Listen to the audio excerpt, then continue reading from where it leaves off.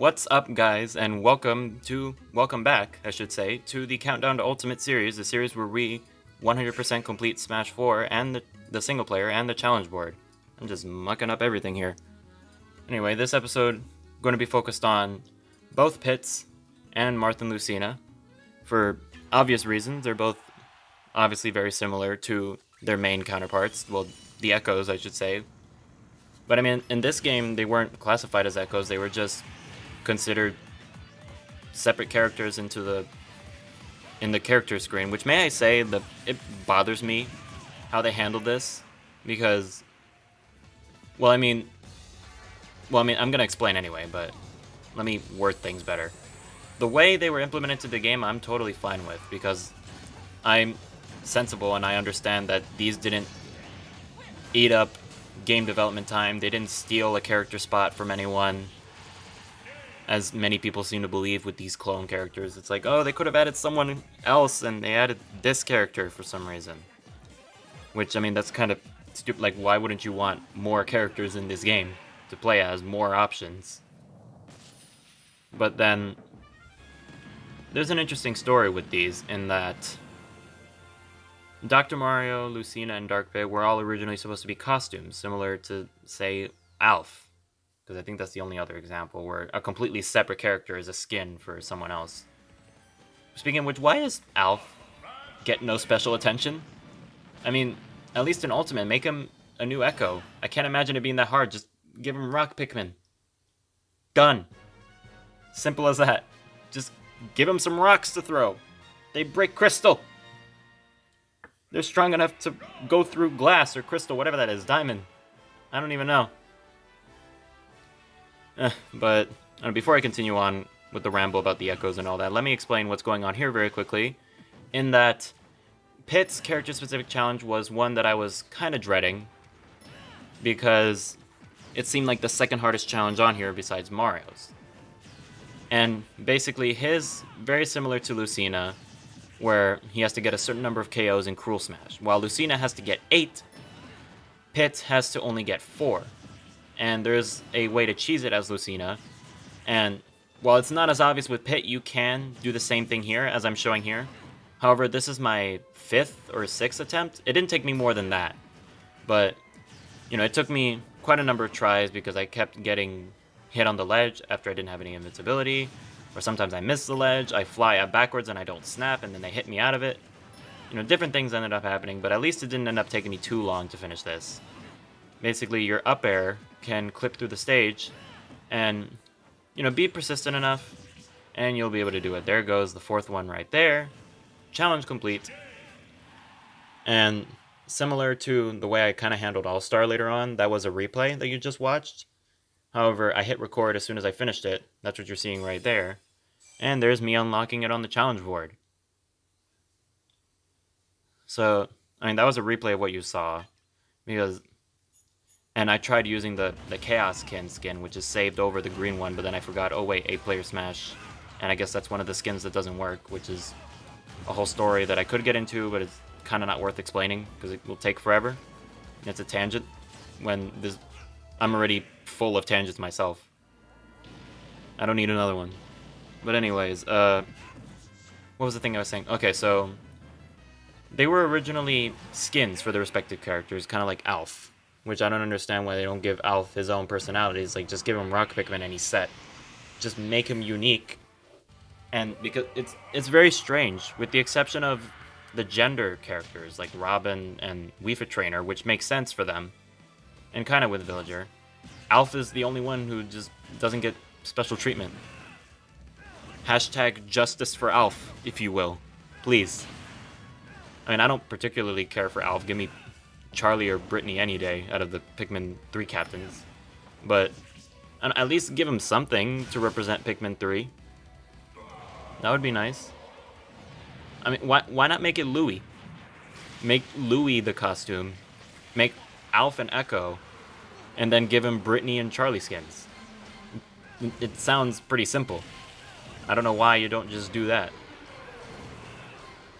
But the thing is that with Dark Pit, Lucina, and Dr. Mario, they were originally supposed to be skins.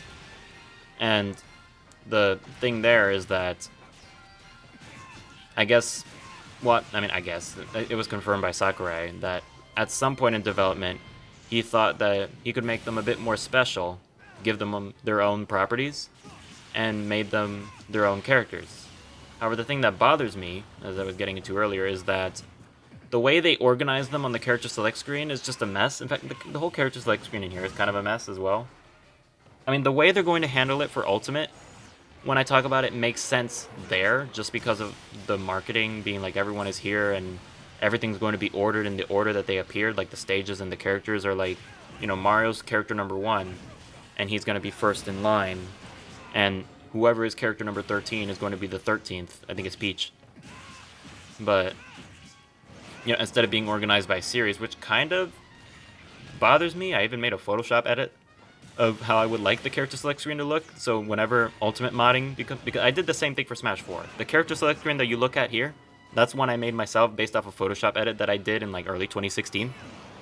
And so I'll put it up on the screen right now of my Ultimate edit that I would like to see.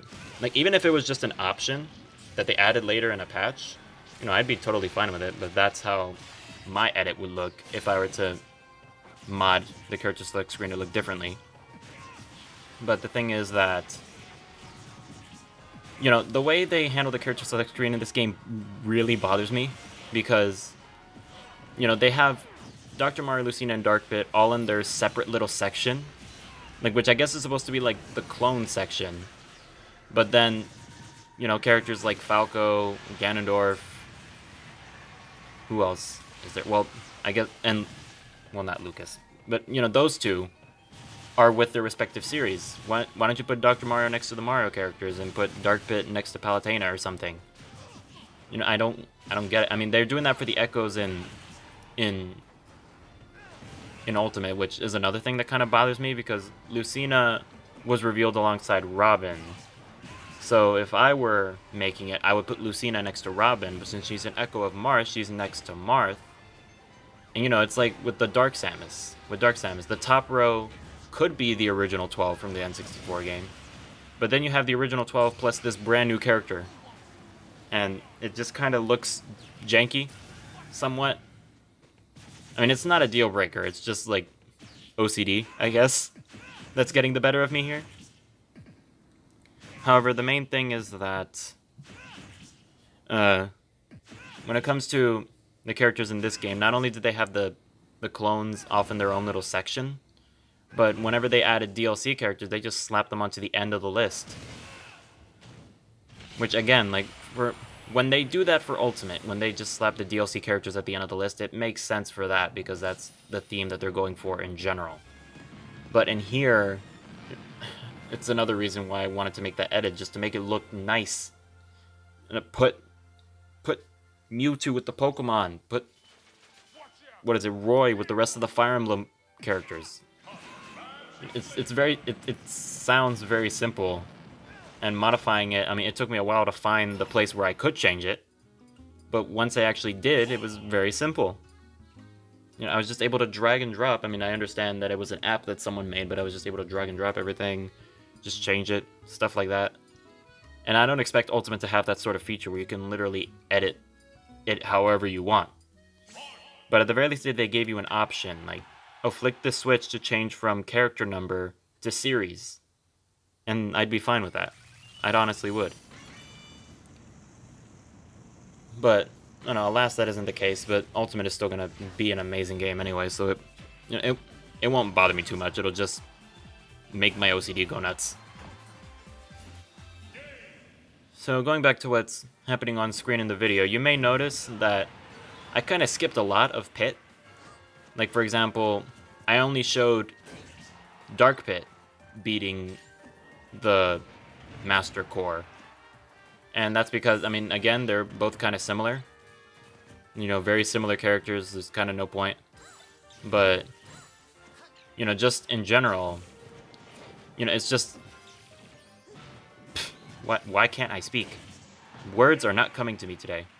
But what I'm basically trying to say is that, you know, showing it twice, there isn't really a reason to it, and besides, this is a video of 4 characters, as opposed to 2. So I wanted to keep it at you're still only seeing things being completed twice. You're still only seeing the bosses twice as opposed to seeing it 4 times. Also, this is the second time that I face a metal character in this stage and they die immediately. I have no idea. I mean, if I can ever get intruders to come on Super Mario Maker to make life easier, even though Classic Mode is much easier than All-Star for me at this point, then please, keep it coming. So, and then I guess I'm showing this one off with Marth of me beating the Master Core itself just because of the way I finished it off mostly. However, I guess I should get into the character challenges, as we saw Pits already. Clear Cruel Smash getting 4 or more KOs. Dark Pit is to get a score of 25 or more in Rival Smash. Now, that's just basically saying go into Rival Smash and score 25 kills. Not 25 more kills than your opponent, and don't kill your opponent 25 times, thankfully. It's just kill 25 Miis, and then you can die, and then you're done. Marth's challenge is one that I already did in practice for the Clear 9.0 without losing a single stock, because I did it on a lower difficulty just to get a feel for, because that was the first time I touched Classic in like 2 years, because this was during the summer. But I was just like, okay, how does Classic work again? And then I just ended up doing it, like, with no issue. However, the thing with Marth is that his character challenge is to, if I can find him again, clear Classic in 10 minutes on a 12 minutes. Clear Solo Classic within 12 minutes on Intensity 9.0. So I couldn't have done it on a lower difficulty. However, probably in one of my many attempts to practice for the no death run, because remember, that challenge you can't die once. However, in this challenge you can. And doing it in 12 minutes with any character honestly isn't that challenging. I mean, well, I say that as someone who's been doing it on 7.0 this entire time, because at least in my recordings, as I've checked the recording, by the time I reach the end of Classic Mode, it's anywhere in between 9 and 11 minutes. So doing that on 9.0 with Marth especially, you know, with the power of tippers, if you know how to space them properly, it's not exactly that difficult. Well, I mean, it took me a couple tries for sure, but I also wasn't trying to go for that one. I wasn't trying to go for that one specifically, I was trying to go for the other one. But as I was clearing it just to get the practice in, it just randomly happens. I'm just like, okay, that's done. I don't have to worry about doing that here. Thank God. I don't need to lose any more sanity. And Lucina's, as I mentioned before, and we'll also... Well, I'll mention that a little later, actually. What I should mention right now is we haven't seen anyone's All-Star yet. We've just been doing Classic after Classic after Classic. And that will also be addressed later on. There are a lot of things that I can't really address till later on, is there?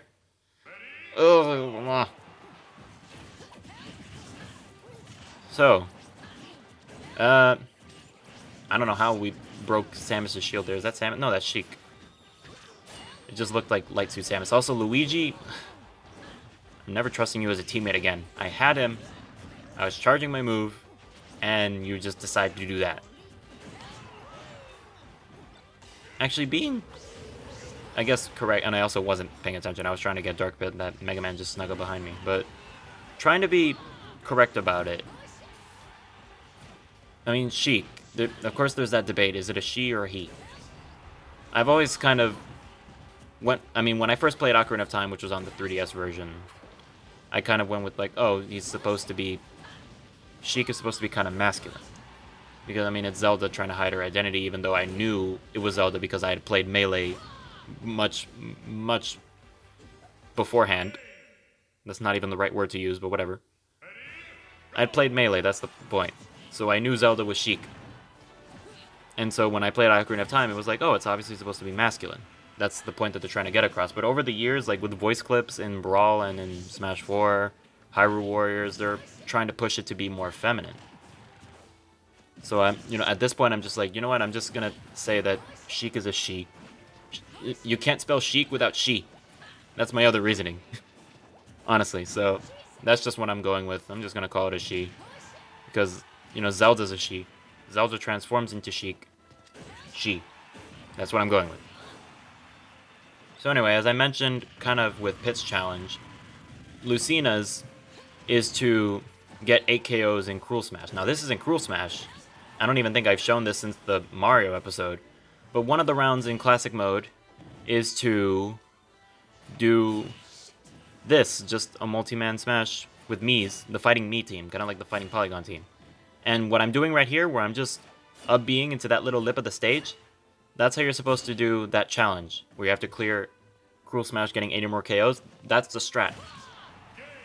And that's the reason why I kept this bit in, was just to show, like, hey, this is the strat that you do in Cruel Smash as Lucina to clear that challenge, because I don't feel like doing that for another hour until it finally happens, because that's probably how long it took me on day one, because that's one of the challenges I did super early on after watching Game Explain's video, being like, hey, you can do this. And so, I think I may have shown it earlier when I did Marth, but Marth, I attempted to do it on 8.0, however, I died on... What stage did I die on with him? I died to some really stupid stuff, but I don't remember which stage I died on. It was on... Let me see if I can scroll back in the video without going too far. No, I can't tell. So, the point is that I died and went down all the way to 7.0, but Lucina I was able to stay on. Part of the reason why I like Lucina more, except, I mean, besides falling in love with my own creation. Shameless plug, again, I'll put up a card right now if for some reason you don't know what I'm talking about. It's one of my most popular videos. You know, the voice mod that you're hearing anyway. But anyways, with Lucina, I was able to get all the way to 8.0. You're going to be seeing the Master Fortress again. And one of my better runs, actually, of the Master Fortress in general. But let's see. Oh, well, one of the reasons that they both kind of look very similar is because I'm technically using... Well, I can't say that I'm using the same skin, but similar colors, because the colors that I use for both Marth and Lucina right here, probably my go-to colors to use for both of them, with, you know, unless I'm feeling different, is these color schemes that are based on Sita, which is character from the very first Fire Emblem, same game as Marth. Well, I mean, Marth is in the first and third game, but the third game is kind of a remake / sequel of the first game. And Sita is Marth's betrothed? I think it's... I don't think they get married, although I haven't finished Shadow Dragon. That was the first Fire Emblem game I owned, by the way. I bought Shadow Dragon in a pawn shop, and then I bought Awakening. Would you believe me if I told you I own every single Fire Emblem game released in America except for Fates, because an $80 game is an investment, but I own every single Fire Emblem game released in America except for Fates, including Ike's games, which is a miracle on its own. And I've only beaten Awakening.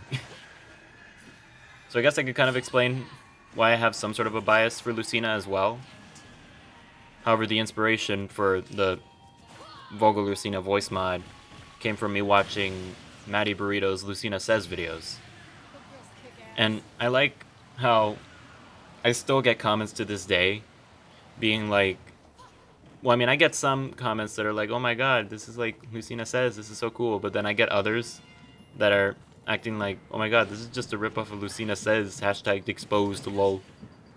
When I'm just like, I know, I acknowledge that in the description. I acknowledge that at the beginning of Volga Lucina 2. Which that video has like, not even 10% of the views that the first one has. But that's besides the point. But I just like looking at those comments, even though I'm like, yeah, I know, that's where the inspiration came from. I didn't come with it up all by myself. I wanted to make a third version with lines from another character that Laura Bailey voices kind of vulgarly in Kaine from Nier, from the original Nier. However, it's just I couldn't find easy access to those voice clips. I mean, if someone would like to point them out to me, please. Please, I'll do that. I'll make that a separate version for when Ultimate modding becomes a thing, because you know I'm making this voice mod again for Ultimate when that's possible. But you know, if someone has a way for me to find Kaine's voice clips like, you know, clean versions with no background music, which I know that they exist.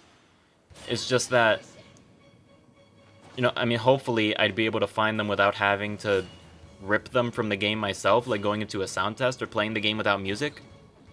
But if there's a way for me to find them, because the Volga Lucino voice clips I used are from Saints Row 3, and those were really easy to find. There's just a YouTube video of just a ton of voice lines, and I was just able to be like, oh, okay, I'll just extract them from here. And that worked out really well. For Kaine, that's just not the case, and even trying to look on, like databank websites, like, not Spriter's resource, but, you know, just something of its equivalent for voice lines or audio clips, I just couldn't find it. If someone else could point it out to me, I would very much appreciate it, but, you know, that'll have to come at a later date.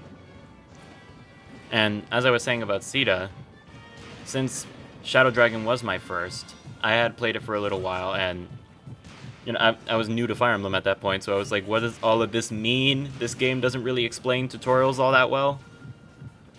I mean, compared to Awakening, at least.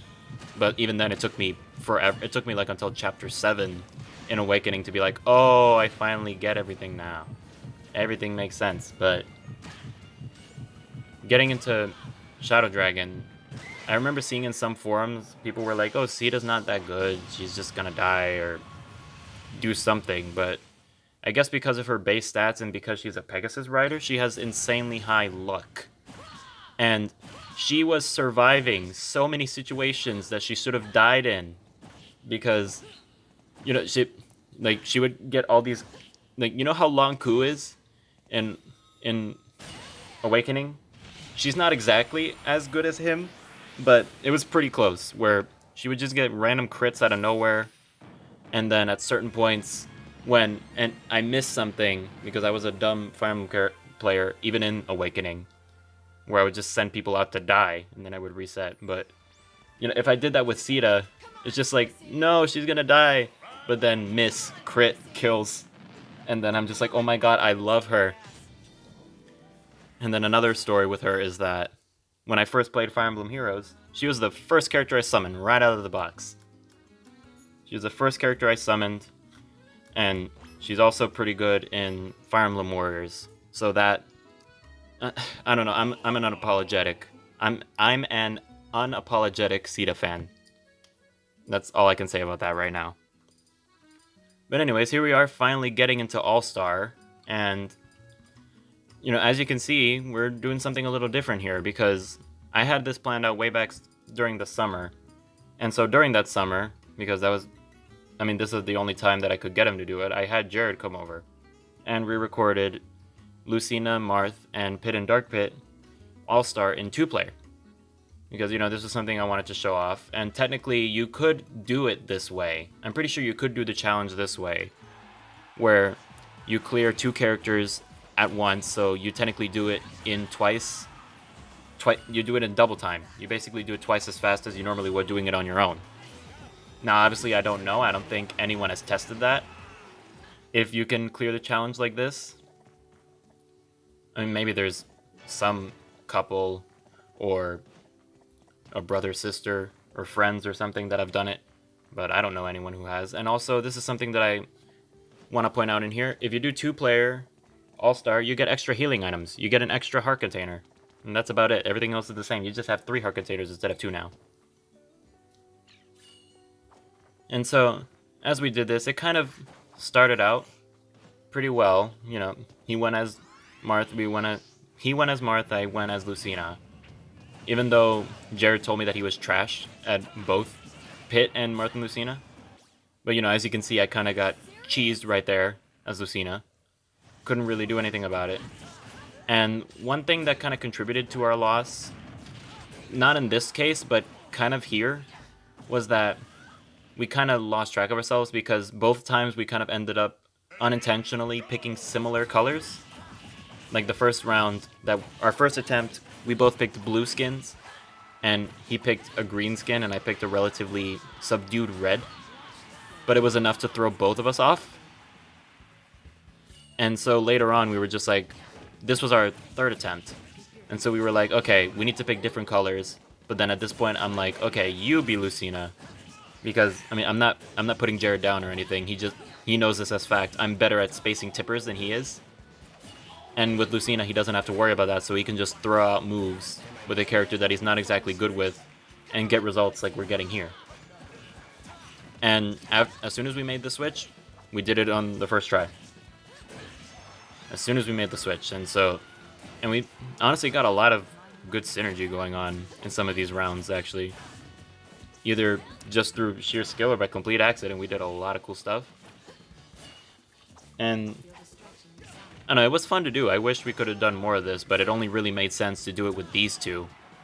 Maybe Mario and Dr. Mar, but that would kind of be pushing it. But especially since we recorded this in early August. Was this after King K. Rool reveal? I don't remember. I think this may have been in July, actually. This could have been like a few days before the August Direct. This could have been a few days before, but you know, we already knew that Lucina and Dark Pit were going to be Echo Fighters, so it made much more sense to do it with just them as opposed to anyone else. I mean, hopefully that explanation makes sense. I know I sort of ramble on a lot, but... And also, another thing that you're not seeing here is our audio, because we recorded this live. However, the thing is that, because you can't do this on Wi-Fi, and he doesn't even have a Wii U to do it on Wi-Fi anyway. He only has this game on 3DS. But the thing is that, remember my whole rant about... Well, actually, I might have actually done this rant in the Splatoon videos, actually. But basically, I think I may have done this in the Mario video very slightly. But basically, the headsets that we had been using before, I kind of had an epiphany that they were kind of crap. And so, you know, I was sick of the audio quality. I was sick of them crapping out, because there would be a ton of recording sessions where it's just like, oh, we randomly decided to stop working. And so, after the first 20 minutes, the next hour of audio is just gone, lol. And so, you know, I'm done with that. I'm using the method that I am now. But, you know, until I can get more headsets or just an external mic that can record multiple people without having to use headsets, what we were stuck with doing was that I was going to use my HD camera as a mic. And that was a mistake. Maybe it's because we had the fan on, or just... I have no idea. That thing picks up...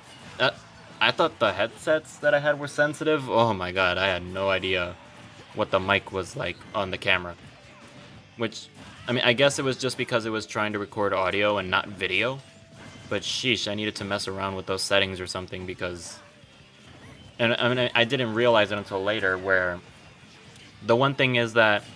I mean, for one thing, you could barely hear any of us in between the TV and the clickety-clacks and all that. You could barely hear any of us, but there was also this constant whooshing sound, which is kind of here on the mic that I'm using now, but it was like 10 times louder with the camera, using that as the mic. And so I would kind of have to use subtitles for Jared, because what I was considering was re-recording my lines. Like, I was considering re-recording my lines and then having Jared be, like, transcribed as subtitles, but then I was like, no, that's too much work. The audio is going to sound like crap, and I just don't want to deal with it. Because, like, why would I put up something with that bad of audio in the first place? And so, you know, I'm just going to... I mean, I'm sure Jared won't mind too much. He understands, but... I mean, you see him here playing. You won't hear him talking, but you'll see him here playing. And just like that, we got Marth and Lucina's trophies for All-Star, and you can actually get a sneak peek at how much I had done All-Star beforehand. Because, look at this. I had only done All-Star once up to this point. You can't see it, but it's behind Marth's Sword Slash. And you can't even see who it is until I get to the end of Pit and Dark Pit segment. But it's Sheik. So literally, before this session with Jared, the only character I had done All-Star with before was Sheik. I have no idea why I did it. What is Sheik's character challenge? Let me look back at that. Sheik is 50 KOs in Endless Smash. I don't know why I did it. Maybe it was just to say, hey, I want to do All-Star and I'll do it with Sheik. I have no idea what my mindset was, but I did it. That's the only Final Smash trophy I had before this. And that's why when I started off with Mario, you saw Sheik, the Pits, and Marcina have their trophies there. And now, let's get a quick story here. This was our first attempt at Pit and Dark Pit. It was going really well. We got this stage, and I was so excited because, oh my god, we can cheese them. We can just throw them off like this. And then remember what I said about Little Mac being scary? Exactly what happened there. I gave Jared the last healing item because he's like, no, I don't need it. You need it. You need it more. And so that happened right at the last second. And it took us 3 more tries after that. But this is kind of a highlight reel of... I mean, this wasn't our last attempt. It's just sort of like, this clip is from the first of the 3. The next clip is from the second of the 3, so on. Like, I'm just spouting random nonsense, but it's basically a hodgepodge of the best moments from each of our attempts to finish this. And in this case in particular, where it was clear that I was just like, okay, Jared, you be Lucina so that you don't have to worry about the tipper. Here, it really doesn't matter. Because in terms of the 3 clones of this game, I mean, Dr. Mario is the most fleshed out clone-wise. He's slower, he has different properties on a ton of moves, stuff like that. He also has different moves altogether. Marth and Lucina basically have the same exact moves. It's just that Marth's sword has a thing at the tip, and Lucina's is even all throughout. And that creates a ton of changes for the character. And while the list of changes, I mean, when you think about it, there's a whole lot of changes for Lucina when you get into the minuscule details, but when you think about it, it's only one difference. The sword.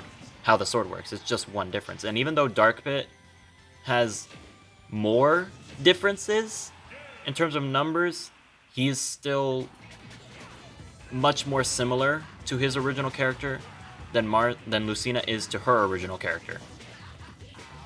He's still more similar despite having more changes, if that makes sense, because the differences between these two are forward tilt, arrows, and side B. Side B, which you see Jared using very generously, as he found out very early on that spamming that just works and kills people super early and breaks their shields like that. I mean, it's a very broken strategy, honestly. And I think in this clip, my side B kills for once. Well, not this one, but later on, my side B kills for once, because I'm like, hey, I actually did something. But anyways, the thing with the differences between these two is that Pit's forward tilt sends slightly farther, making it better for killing. I think they do the same damage, it's just the trajectory that's different, which is very strange. Pit's arrows obviously have much more control to them. You can do circles with them, and Dark Pit's are much more linear. But I think they're slightly stronger, just ever so slightly. The big difference with them, though, is their side B, where Pit's side B sends them more vertically, and Dark Pit's is more horizontal. And while they both have their pros and cons, because honestly, there's my F-tilt, not my F-tilt, my side B being useful, but I mean, F-tilt is what I was trying to say. F-tilt is kind of the most inconsequential difference. So it kind of depends. I mean, if you play both, if you play one, you play both, basically. But it's kind of dependent on what you want to do. If you're much better with arrows and being a sharpshooter, you pick Pit. However, in my opinion, I kind of see Dark Pit as the slightly better character, because he can kill heavies and he can kill the top tiers super easy by side B'ing them on the edge of the stage like that, and they just die super early, which is much easier. It's much easier to kill someone off of the side blast zones than kill someone off the top with Pit side B, or at least it's more consistent because you have more opportunities to kill off the side than you do off the top, is what I'm trying to say.